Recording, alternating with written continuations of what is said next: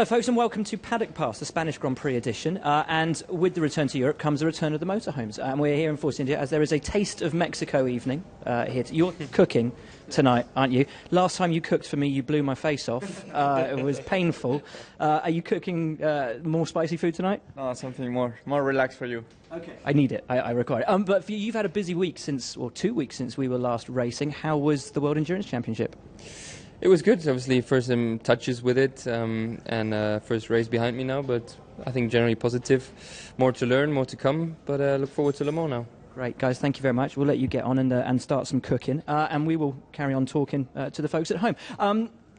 Great, guys. Obviously, Force India coming here this weekend, expecting or hoping to keep picking up points as they have done so far this year, with a car which is essentially still last year's car. The updated car we're now expecting at Silverstone. As we said, it's been a couple of weeks since we were last racing, and despite the fact we've been away from the tracks, there have also been a lot of stories doing the rounds, one of which came out just within the last few days, and that is that Williams F1 driver Valtteri Bottas has signed a pre-contract with Ferrari. What is a pre-contract? Essentially a memorandum of understanding that at some point in the future Valtteri will race for the Scuderia. There were rumours a couple of years ago that Sebastian Vettel had signed a pre-contract, rumours that Fernando Alonso had signed a pre-contract, etc., etc., etc. And they've almost always proven to be true. So there was no other question that we could start with Valtteri Bottas other than the one that's on everybody's lips. Has he signed a pre-contract with Scuderia Ferrari? Do you have a pre-contract to race for Ferrari? I'm just really now focusing on this season. That's not a no then? Well, I don't have any pre-contract, so that's all. There's always a lot of stories going on, so yeah.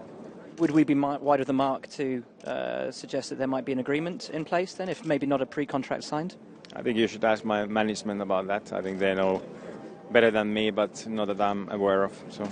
Okay, we'll look at this weekend then. Are you expecting to be more competitive towards Ferrari here? It's usually the race at which teams bring slight upgrades.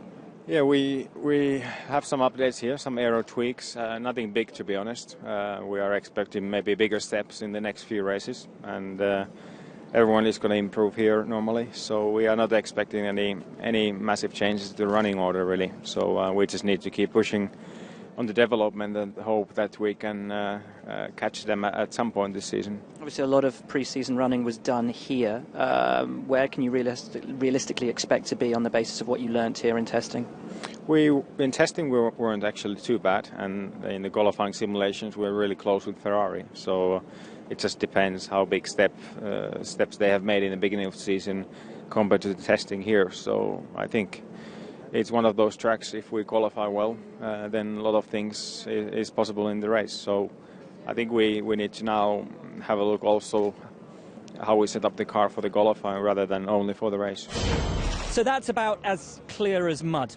First not wanting to talk about it, then sort of saying no, but speak to his manager, make of that what you will. From Ferrari to Red Bull Racing, 4 races to forget at the start of the season, but they've got a massive upgrade here, all hinged on a new nose and front wing. Rumours are they've made so many iterations, or should I say they've crash-tested so many iterations, that the front wing alone is worth $3 million.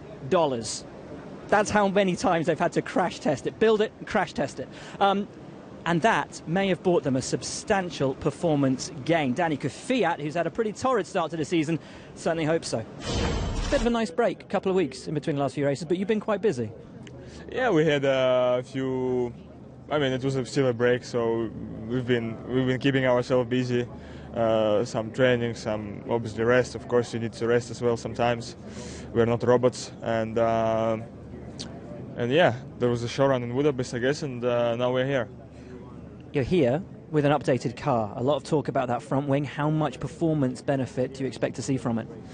Yeah, it's a good question. You know, we obviously expect a performance benefit, but exactly how much we can only find out when we go out on the track. Before that, it's just about a bit guessing.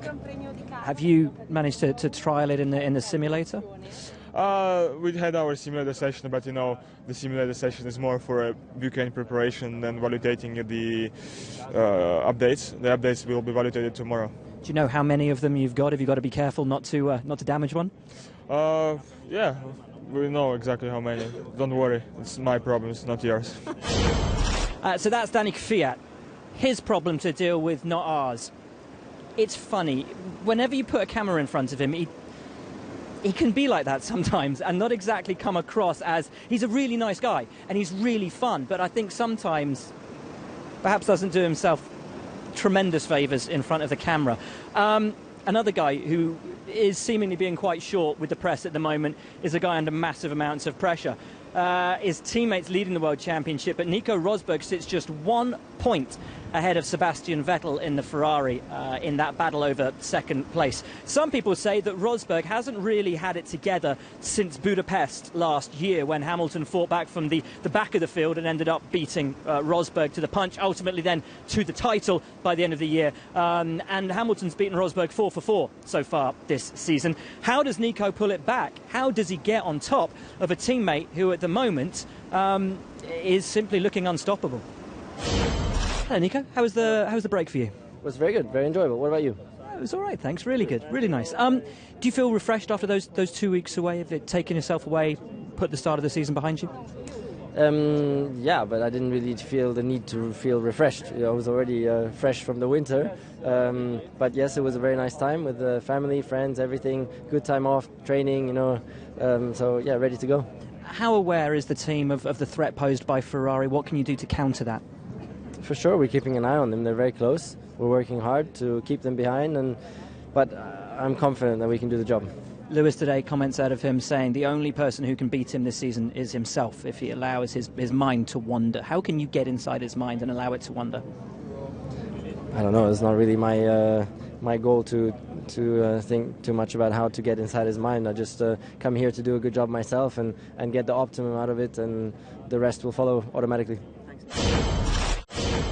Now, I know this is called Paddock Pass, but for this link, we decided to come out of the paddock to the, well, traditionally fairly easy right-hander at turn 3. Lots of lovely runoff. You can get it wrong, as Pastor Maldonado showed in qualifying last year. But this corner, of course, now infamous for what happened here in winter testing. Two-time Formula 1 world champion Fernando Alonso got it wrong here. And ended up in that wall over there. Still, though, nobody really much the wiser as to exactly what happened, least of all Fernando Alonso himself. We were going to ask him, but then we remembered that he couldn't remember. So we asked him about what it's like being a Spaniard racing in Spain instead.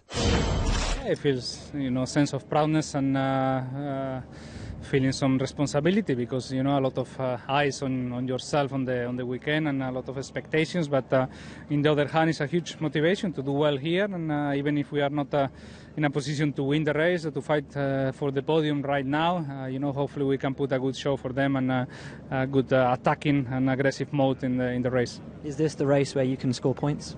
Let's hope so. I think we were quite close in Bahrain, and even if it's not the highest priority now to get 1 point or 2 points, it's not we are hoping for. We are here for winning, but the main priority, let's say, is to make sure that the car is growing up, and we put the performance we expect with every single part, and the updates on the car, that as we did in China and in Bahrain, that everything works as expected.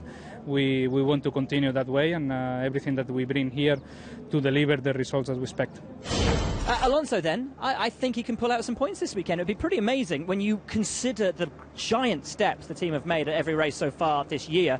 If they can score points here for Fernando on the track at which obviously he had that crash pre-season in front of his home fans, if he could score points this weekend, that would be an astonishing story. The team's got a new livery this weekend. Everyone was hoping it was going to be, like the old Marlboro livery or something like that. No, they have simply changed from a reflective chrome to a dark grey. It looks pretty in the flesh. The design, though, looks really great from the top. I don't know how much of that we're going to see on TV.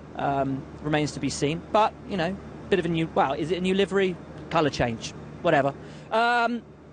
But from Alonso, who has all of that adoration, all of that passion from the fans, to a young Spaniard trying to make his way in the sport in really difficult circumstances over at Mana Marussia, Roberto Meri, said some pretty disparaging things about the team after Bahrain. Words to the effect that he wasn't getting the same treatment as Will Stevens, didn't have the same spec engine, etc., etc.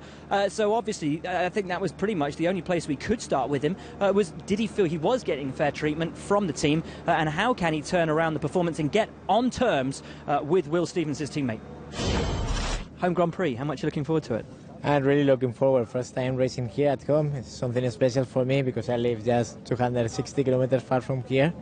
And yeah, I mean, it's something special to be here with your fans coming here just to watching you at the Formula One. And you know, since you are young, you are waiting always for this day, and it just come now. I hope to do a strong result here, better than the previous race, and I think is the right point to change the championship position and everything to go more ahead. What does Formula One mean to Spanish fans?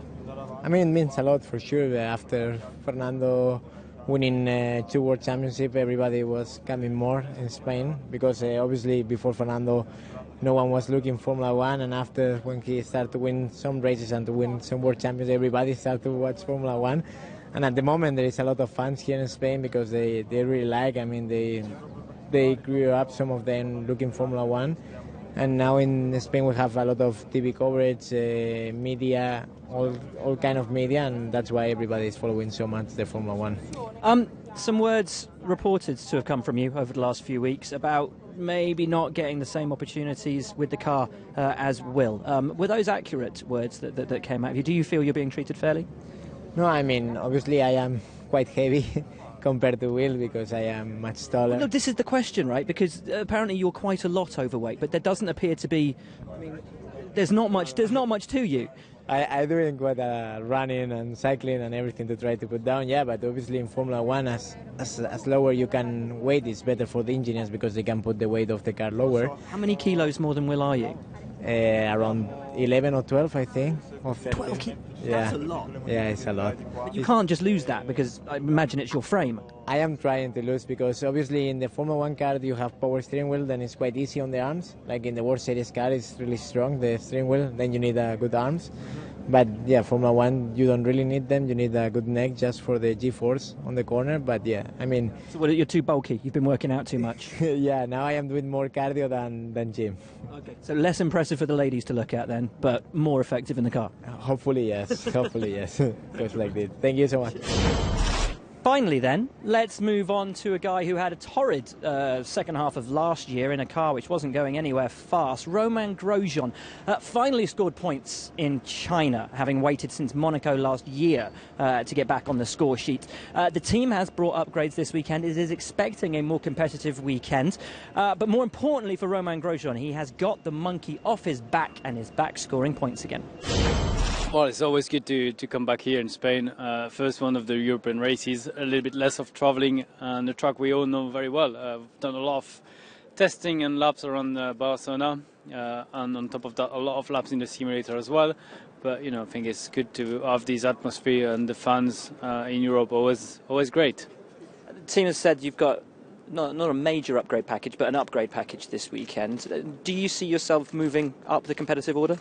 Well, you do always know what you bring with you, but you never know what the others are doing. So I think everyone has had a bit of time to upgrade their cars. We've been trying to make ours as nice as possible, few new pieces, and hopefully all of that will work pretty well. And then, of course, the next challenge is to try to fight a bit more close to the top 6. How important was it to get back to scoring points in the flyaway races, given everything that happened last year, and to put all that behind you? Well, I think we knew from day one that the car was nice and was well born, and then of course we on the first two races we lost a bit of points that we could have scored, but then after that from China onwards we did our best, and it was good to be twice in 7th position, having easy and non-easy weekend, but being there at the end. Who surprised you the most over the opening races? I think Ferrari was a nice surprise of the start of the season. Everyone thought Mercedes had still a big advantage on everyone behind, and then Ferrari was there. They did manage to win a race. They did manage to jump in between the Mercedes in Bahrain. So I think it's good for the show. So that's it for Paddock Pass this week in Spain. This is an interesting race every year because it is traditionally the Grand Prix at which most teams bring the first major upgrade of the season. Same is true this year. If every team, though, is making the step forward that they expect to take, then everyone will be moving forward at the same pace, and the competitive order will be pretty much the same as it was in Bahrain.